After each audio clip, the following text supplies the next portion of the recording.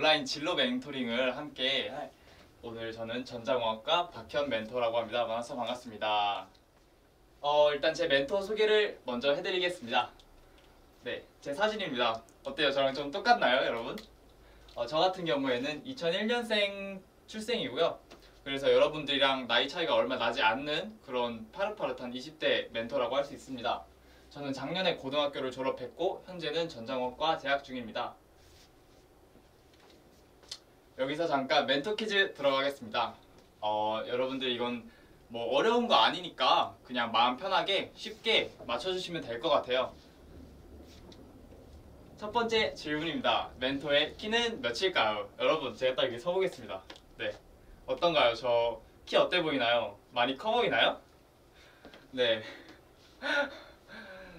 막 이렇게 멘토링이 나가면 막 친구들이 막 180, 막 185 이렇게 말씀해 주시는데 그럴 때마다 너무 고마워요, 친구들한테. 네. 제 키는 179.1입니다. 네. 180을 제가 찍고 싶었는데 0.9가 부족해서 네, 너무 아쉬워요, 요즘. 여러분들은 꼭 원하시는 키만큼 크셨으면 좋겠습니다.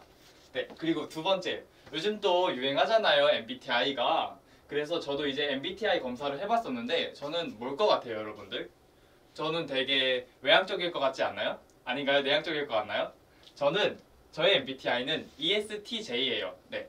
그래서 ESTJ가 이제 약간 이성적인 MBTI라고 말씀들을 많이 하시는데 저는 실제로도 되게 그런 것 같아요. 뭐 공부를 할 때나 여행을 갈 때나 무슨 일을 할 때 좀 그 전부터 준비를 체계적으로 해서 뭐든지 임하려는 편인 것 같아요.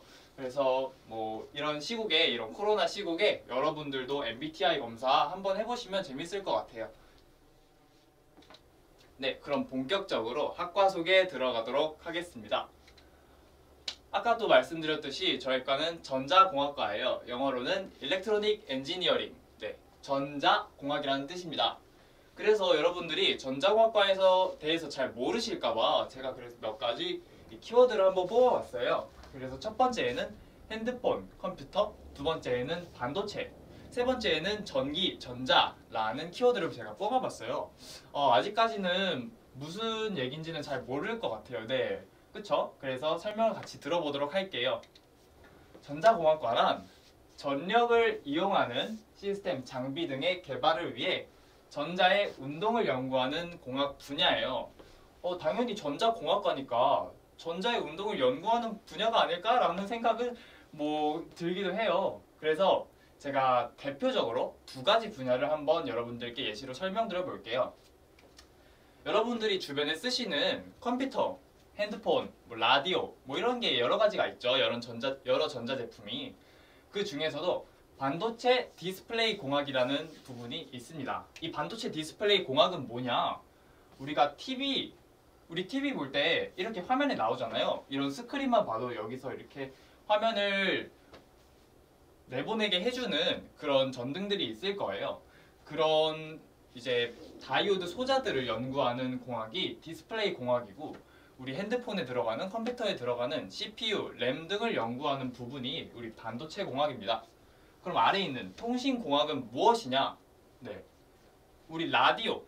집에 라디오 많이 있으신가요, 여러분? 요즘은 없나요? 제 집에는 일단 있긴 한데 우리 라디오 같은 거 보면은 이제 안테나를 올리면은 라디오가 잘 나오기도 하고 그렇잖아요. 그리고 또 뭐가 있을까? 별 같은 거 관측할 때 우리 뭐 아프리카나 뭐 아메리카 같은 데 가보면은 엄청 넓은 곳에 엄청나게 큰 안테나가 막 여러 군데 곳곳에 배치가 돼 있어요. 그것은 뭐를 하는 것이냐면 우주에서 오는 파동들을 잡아서 별을 더 잘 볼 수 있고 넓게 볼 수 있는 그런 걸 관측하는 천문학적 도구입니다. 네, 이제 그런 통신과 전파를 기반으로 해서 레이더, GPS, 우리 또 뭐 아버지랑 같이 어머니랑 같이 어디 놀러 갈 때 뭐 내비게이션 같은 거 있죠? 그런 GPS 등을 설계하는 부분이 통신공학이에요. 그러면 제가 앞에서 반도체를 조금 말씀드렸었는데 반도체가 뭘까요, 여러분 도대체? 네, 반도체가 여러분 뭔지 정확히 아시나요?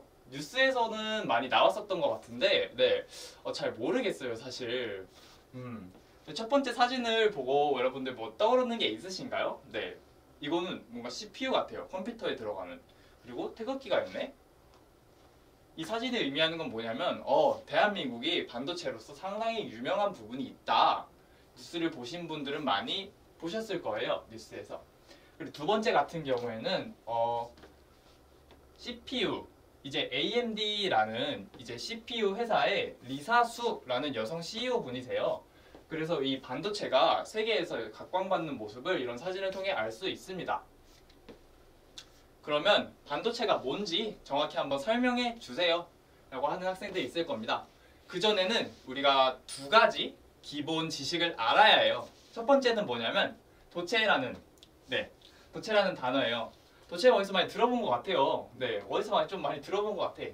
도체는 전기 전도가 높아 전기가 잘 통하는 물질이에요. 제가 풀어서 설명해 드릴게요. 제가 예시로 여기 구리선, 두 번째로 은, 알루미늄 등을 예시로 보여드렸어요. 이 셋의 공통점이 무엇일 것 같나요, 여러분? 한번 생각해 보셨나요? 이 셋의 공통점은 라이터 같은 불로 가열을 오래 하면은 엄청 뜨겁고 반대로 막 열이 빨리 사라지지도 않아요. 그리고 그 다음 두 번째는 절연체입니다. 절연체는 뭐냐? 전기가 열을 전달하기 어려운 성질을 가지는 물질이에요. 예시로는 고무, 유리 등이 있죠. 아까 도체와는 반대로 이 두 물체에는 아무리 가열을 해도 쉽게 뜨거워지지 않아요. 그러면 선생님, 반도체를 설명하는데 이 두 가지 물질을 왜 설명하신 건가요? 라고 말씀드리면 이 반도체를 설명해 드리기 위해겠죠, 당연히. 반도체 같은 경우에 뭐냐면 도체와 절연체 전기 특성의 중간적 성질을 가지는 물질이에요. 쉽게 말씀드리면 이 IC칩이라고 하거든요, 우리가. 이 IC칩 같은 경우에는 우리가 전기를 흘려보내줬을 때 어떨 때는 전기를 잘 흐르게 하고 어떨 때는 전기를 잘 흐르지 않게 하는 물질을 반도체라고 합니다. 그러면 우리 반도체에 대해서 간단하게 짚고 넘어가 봤는데 그러면 우리 전자공학과에서는 무엇을 배우는지 여러분들 궁금하지 않으신가요? 그래서 제가 대표적으로 두 가지로 나눠봤습니다. 첫 번째 경우에는 수학, 두 번째 같은 경우에는 과학이에요. 뭔가 공학이라고 하니까 수학, 과학에 대해서 많이 배울 것 같아요. 네. 그래서 수학에는 선형대수학, 두 번째 미분적분학이라는 게 있고요. 과학 같은 경우에는 물리학, 회로 이론이라는 게 있습니다. 네 개 다 잘 모르겠어요, 아직까지는. 그래서 하나하나씩 알아보는 시간을 가져보겠습니다. 여러분들 혹시 이 영화 무슨 영화인지 알고 계시나요? 이 영화가 2001년도에 나왔던 걸로 제가 알고 있는데 이제 제가 여러 중학교에 가보니까 친구들이 많이 알고 있더라고요. 이 영화의 제목 같은 경우에는 몬스터 주식회사라는 영화고요. 여러분들이 한번 이렇게 보셨을 때 뭘 하는 과정 같아요, 이게? 사진이 점점 가면서 색깔이 뚜렷해지고 모양 같은 게 선명해지고 있죠. 네, 이 장면은 수학적 모델을 이용해서 3D 모델링을 하는 장면이에요. 아니 선생님, 그러면 이 사진을 도대체 왜 집어넣으셨습니까? 이게 도대체 무슨 연관이 있죠, 수학하고? 바로 선형대수학과 연관이 있습니다. 네, 선형대수학이 왜 여기에 쓰이는데요? 그러면 제가 설명을 드릴게요. 선형대수학이란 우리가 중고등학교 때 지금 중학생이시잖아요, 다들. 그래서 우리가 2차원 평면을 배웠었는데 이 선형대수학 같은 경우에는 3차원, 4차원, 5차원 등 N차원에 대해서 배우는 학문입니다. 그리고 영화나 애니메이션 등 3D 모형의 구현에 이용이 됩니다. 아무래도 차원에 대한 수학이니까 이러한 3D 모형의 구현에 이용이 되겠죠. 그리고 우리가 좋아하는, 또 쌤도 좋아하고 여러분들도 다 좋아하시는 겨울왕국 2에 제가 이번에 되게 인상 깊게 본 장면이 파도가 치는 장면이었는데 그 파도가 정말 실제 같더라고요. 그런 파도가 치는 장면에서도 이런 선형대수학과 같은 수학적 모델이 이용이 된답니다. 그래서 여러분들이 뭐 디즈니 이런 영화계 회사에 나는 가서 일을 해보고 싶어 하시면은 이렇게 전자공학과에 관심을 가지셔서 선형대수학을 배워보시는 것도 좋을 것 같아요. 그리고 이 다음은 제가 학교에서 풀었던 선형대수학에 대해서 간단하게 여러분들한테 보여드리려고 해요. 네, 아직까지는 잘 모르겠죠? 네. 그 다음 두 번째는 미분적분학입니다. 미분적분학은 제가 이렇게 강연을 돌아다니다 보면은 미분적분에 대해서는 아는 친구들도 조금 있더라고요. 미분적분학 같은 경우에는 2차원 함수에 대해 주로 배우는데 그래프에 대해서 주로 배우는 학문이에요. 그럼 미분적분학은 왜 필요하냐? 우리가 핸드폰도 만들고 컴퓨터도 만들고 뭐 스톱워치 이런 갖가지 장비를 만들잖아요. 그러면 그 안에 들어가는 원리들, 뭐 계산기는 1 더하기 1을 누르면 2가 된다. 예시로 라는 논리를 만들려면 도대체 어떤 수학을 배워야 하느냐. 그래서 발생하게 된 게 미분적분학입니다. 미분적분학 같은 경우에는 핸드폰, 컴퓨터 등의 소프트웨어에 사용되는 수학이라고 합니다. 그래서 이 미분적분학을 배우면 우리가 뭐 회로를 만들거나 뭐 아까 같은 반도체 등을 설계할 때 도움이 되곤 합니다. 그래서 이 미분적분학도 간단히 사진을 한번 가져와 왔는데 여러분 이거 혹시 보이시나요? 여기 우리가 중학교 때 배웠던 그런 그래프들하고는 조금 다른 것 같아요. 중학교 때 배웠던 거는 약간 뭐 일자거나 이렇게 U자 모양의 그래프였는데 이거 뭐 꽃인가? 꽃처럼 생긴 것 같기도 하고 그래요. 우리가 대학교 와서 미분적분학을 배운다면은 여러분들이 뭐 이런 그래프 형태로서의 뭐 하트 모양의 함수도 그려볼 수 있고 꽃 모양의 함수도 그려볼 수 있고 그렇답니다. 그리고 과학 파트로 넘어가 보도록 하겠습니다. 여러분들 혹시 이 영화 장면 기억나시나요? 저는 처음에 보고 되게 충격 먹었어요. 도대체 이런 일이 우리 현실 세계에서 일어날 수가 있나? 라는 생각을 했었는데 모르는 친구들을 위해서 간단히 설명을 해주자면 이분이 아버지시고 여기 계신 분이 따님이세요. 이 아버님의 따님이신데 어때요? 딱 봐도 아버님이 더 젊은 것 같지 않으세요? 그러면 학생들이 이렇게 저에게 물어보곤 합니다. 아니 선생님 도대체 이런 일들이 지구에 살면서 일어날 수 있습니까? 라고 물어봅니다. 그러면 저는 물리학을 배운 학생의 입장으로서 당연히 일어날 수 있지 라고 말을 해주곤 하는데요. 물리학을 여러분들이 배워보면 이런 일들도 쉽게 일어날 수 있다는 걸 여러분들도 아실 수 있을 거예요. 그리고 두 번째, 저는 가끔씩 여러분 자기 전에 꿈에서 이런 꿈들이 나오기도 하는데 빌딩 위에서 막 코끼리랑 개미랑 같이 떨어져요. 누가 더 아플까? 이런 것들이 꿈에 나오기도 하고 우리가 또 이제 우리 몸은 뭐로 이루어져 있죠, 여러분? 탄소로 이루어져 있잖아요. 그래서 우리 몸을 구성하는 탄소는 또 어떻게 이루어져 있을까에 대해서 알아본 학문이 물리학입니다. 그리고 뭐 우리가 달리기를 할 때 계속 달리다 보면은 우리가 이렇게 달리다가 멈춰 했을 때 바로 멈추지 못하잖아요. 그리고 화살을 어떻게 쏴야 제일 멀리 날아갈까? 그리고 뭐 아까처럼 우주에 살면 왜 지구에 있는 사람보다 천천히 늙는 거지? 라는 모든 해답을 제공하는 과목이 물리학입니다. 그래서 물리학은 뭐를 배우냐? 우리가 살고 있는 지구에서 일어나는 현상들의 운동에 대해서 배우는 거예요. 아니 아래에 베개가 있다고 해봅시다. 우리 바닥에 이불 같은 게 깔려 있다고 해봅시다. 같은 높이에서 물병을 떨어뜨리는데 맨바닥에다 물병을 떨어뜨리면 왜 깨지고 베개에다가 물병을 떨어뜨리면 왜 안 깨지는지 궁금하지 않나요? 그리고 눈으로는 볼 수 없는 입자는 어떻게 구성되는지 배웁니다. 그래서 물리학도 제가 풀었던 몇 가지 예시를 들고 와봤어요. 그리고 대망의 마지막, 저는 이 회로 이론이 단연코 전자공학과의 꽃이라고 말씀드릴 수 있겠는데요. 위에 보시는 이 두 가지 사진은 계산기와 스톱워치입니다. 그러면 계산기랑 스톱워치는 어떻게 만들어지는 거지? 아니 이 계산기가 뭐 이렇게 버튼을 뚜닥뚜닥 해서 우리는 단순히 연산을 하는데 도대체 이런 연산 같은 논리는 어떻게 만드는 거지? 그리고 이 두 번째 문장이 가장 핵심인데요. 전자공학과에서 배우는 가장 첫 번째 모토는 어떻게 하면 더 싼 가격에 효율적인 걸 만들 수 있을까라는 겁니다. 회로 이론에서는 이런 내용을 주로 배우는데요. 다음 사진이 우리 회로 이론에서의 배우는 사진입니다. 우리가 초등학교 때인가 중학교 때 아마 병렬회로, 직렬회로를 배운 기억이 있을 거예요, 여러분. 그 병렬회로, 직렬회로를 이제 기본으로 해서 이런 복잡한, 더 멋있는 형식의 회로를 배운답니다.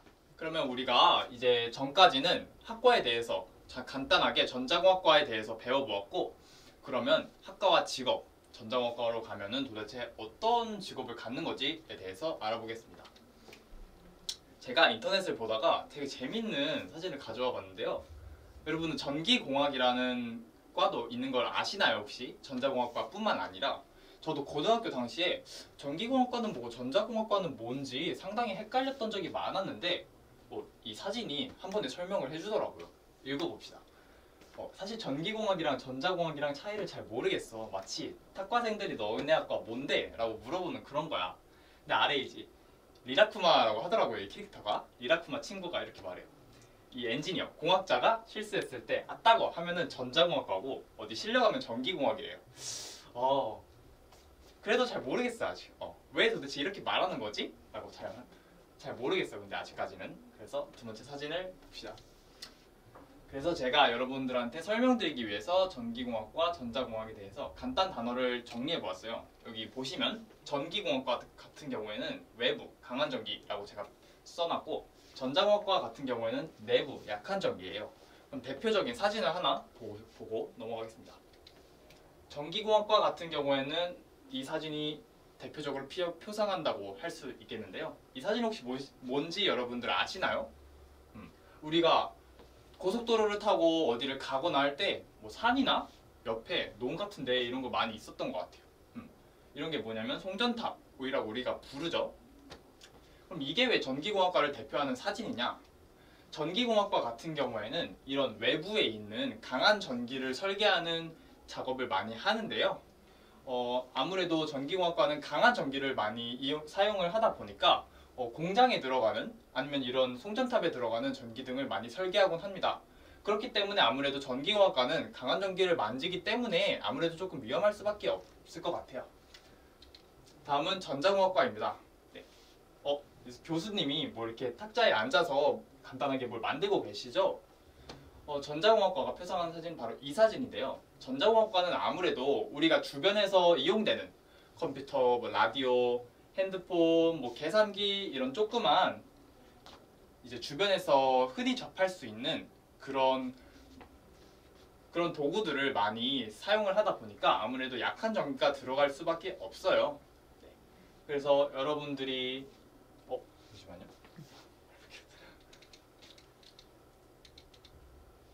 그래서 여러분들이 나는 뭔가 또 약한 전기라기보다는 뭐 나는 내 주변에서 쉽게 접할 수 있는 것들에 대해서 설계하고 싶어 하면은 전자공학과에 관심을 두면 되고 나는 그래도 밖에서 이렇게 전기를 설계하고 공장에 들어가는 되게 큰 전기를 만들고 설계하는 걸 나는 해보고 싶어 하면은 전기공학과에 관심을 한번 가져보는 게 좋을 것 같아요. 그러면 선생님, 저는 전자공학과 학생 중에서 무슨 분야, 무슨 직업을 가진 사람이 되고 싶어요. 그 첫 번째 순서는 반도체 분야입니다. 반도체 분야는 제가 앞서서 아주 입 아프게 설명을 했던 것 같아요. 반도체 분야 같은 경우는 아무래도 전자공학과 학생들이라면 이제 첫 번째로 목표를 하고 오는 분야라고 생각을 하면 될 것 같아요. 그래서 우리가 반도체 분야에서는 뭘 배우냐면 우리가 요즘 나오는 TV, 되게 얇죠? 요즘 나오는 TV. 이제 그런 얇은 TV를 어떻게 만들지, 어떻게 하면 축소화를 할지 그런 걸 설계하는 과가 우리 또 반도체 분야, 또 그 중에서도 디스플레이 부분이고요. 또 CPU 설계, 아까 말씀드렸던 CPU를 더 좋게, 더 효율적으로 만들려면은 어떻게 해야 될지 설계하는 과가 또 이제 반도체 분야의 반도체 설계 부분입니다. 그리고 다음 또 전기 에너지 분야라는 게 있어요. 또 전기 에너지 분야라는 게 있습니다. 첫 번째 사진은 여러분들 보면 좀 뭔지 감이 잡히실 것 같아요. 첫 번째 사진 같은 경우에는 뭐죠, 여러분? 요즘 도로에 많이 보이는 전기 자동차죠. 두 번째 사진 같은 경우에는 뭘 것 같아요? 요 아래 있는 거. 태양열 에너지, 태양광 에너지라고 불리죠, 우리가 많이. 그래서 우리가 전기 에너지 분야로 나아간다면 뭐 자동차, 전기 자동차에 대해서 설계하는 직업을 가질 수도 있고요. 아래처럼 우리가 신재생 관련에 대해서 관심이 많다 하면은 신재생 관련 박사님으로도 이제 분야를 정할 수 있습니다. 그리고 그 다음 제어 시스템 분야와 바이오 일공학 분야인데요. 제어 시스템 분야는 이 사진에 보이는 것처럼 어렵게 생각할 필요가 없어요. 제어 시스템 분야를 한마디로 설명을 하자면 로봇에 관해서 다루는 학과입니다. 그래서 우리가 제어 시스템 분야로 간다면 로봇의 뭐 관절, 어떻게 걷는지, 어떻게 뛰는지에 대해서 설계를 할 수가 있고 또 더불어서 로봇이 자동차로 생각하는 요즘 인기가 많은 알파고 같은 경우도 있죠.